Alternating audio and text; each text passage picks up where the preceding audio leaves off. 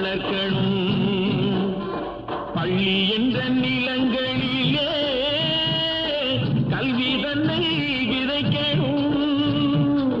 பிள்ளைகளை சீர்திருத்தி பெரியவர்கள் ஆக்கணும்.